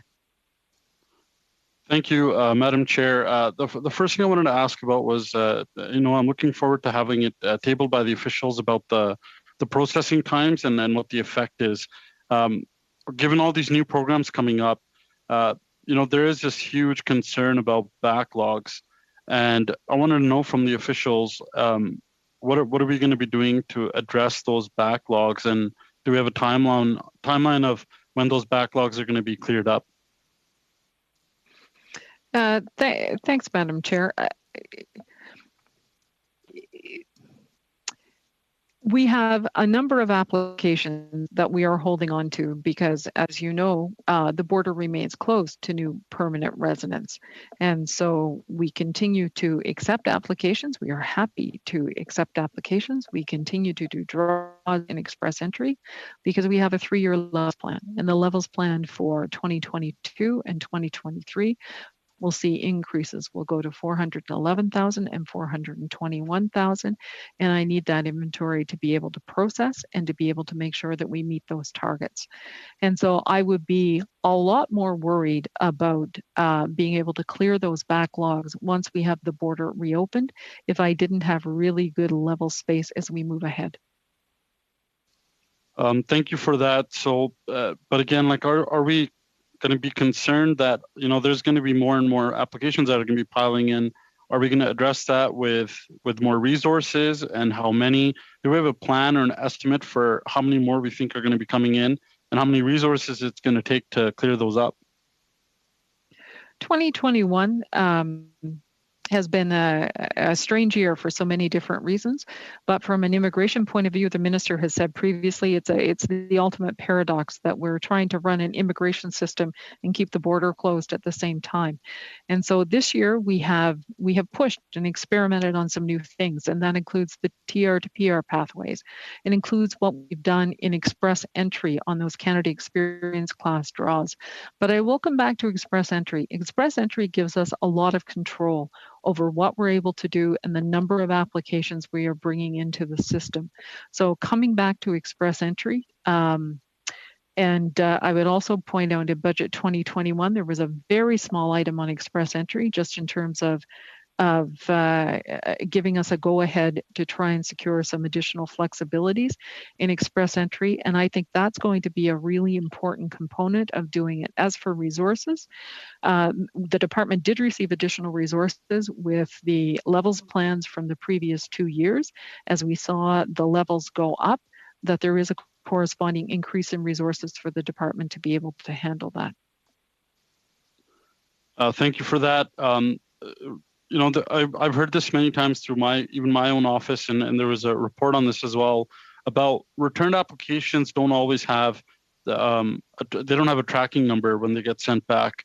So, and in some cases, there have been constituents of mine where the return mail has gone to the wrong address. So when we're talking about modernizing the system, do we have something to address this, or what are we doing to address that now? Moving away from paper-based applications is going to be key in that modernization. And just with respect to the member's previous question, I would point out that we are processing more per month now in many cases than we were doing in 2019. The processing efforts from the department have really expanded in 2021. And we've learned some important lessons from 2020. And just to give some assurance to the committee, Madam Chair, that we really are focused. Thank you for that. I just had Your time is up, Mr. Hallen. Okay, thank you. We will now end this panel with Mr. Dhaliwal. Mr. Dhaliwal, you will have 4 minutes for your round of questioning. You can please proceed. Thank you, Madam Chair. Madam Chair, I want to commend the long hours the officials invested in this committee over the past few months, and I want to thank them for the great work that they have done and the information they are providing to the committee members. Madam Chair, recently ATIP Management Action Plan was announced, which will improve, in fact, of course, and modernize the systems and provide faster response times to the clients. The number of ATIP requests are increasing year after year. I would like to know about this action plan. What are some of the initial and promising results that has shown so far? Thank you, Madam Chair. Let me start by saying we have serious challenges with access to information and privacy in this department in terms of volumes. We are a department that is committed to upholding our obligations under the Act and to working closely with the Office of the Information Commissioner on this. We receive more access to information requests than the rest of the Government of Canada combined. And those numbers have grown significantly over the last few years. So we are prepared to try just about anything to make sure that we're able to stay on top of our service standards. One of the things that will be most important to do this is to be able to have clients access in a real way their own information and to expand the work in my account and that portal. So I'm happy to report that one of the biggest successes we've had is with the recent announcement on a better tracker on where my application is. And so we've started with citizenship applications. And so we are watching closely how this is working and how it's going. And our intention is absolutely to move this to other lines of business. We would be only too happy to come and give the committee a bit of a demonstration on how this works and what we've done with it. The second is in terms of our own action plan on this, it's also to look at technology and where we can use technology as our friend in terms of automating some of the processes to improve our processing times. We've worked closely with the private sector on this in terms of using bots inside our own system to retrieve information and to bring it forward. But simplifying IRCC's online request form through the use of drop-down menus, enhancements in terms of our website to improve the transparency of how processing times are communicated, as other members have indicated previously at this committee, is really important for us to be able to do that. And our capacity to push notify clients targeted information, we've gotten better at this. I think there's still room for improvement, but to really move forward around this. And the final thing I would say is, we do a dance with legal consideration and providing more information to clients, that when we have rejected applications, that we're clear with clients on what are our reasons for that. And we continue to look at that and how we craft those letters and being able to do that in plain language. Thank you. Madam Chair, this past Monday, there was an express entry draw that invited nearly 6,000 candidates with a score of at least 380, which has come down from 400 and something beside the 27,232 and another 5,000 applications. I would like to hear a response from the officials how IRCC is prioritizing candidates already in Canada and how we will continue to admit record-breaking numbers of new immigrants over the next few years to meet Minister's mandate. A quick 15-second answer. The Canada Experience class is largely composed of people who are already here and working, and we continue to focus on that as part of our draws on express entry. And as that pool replenishes, we continue to draw from the pool.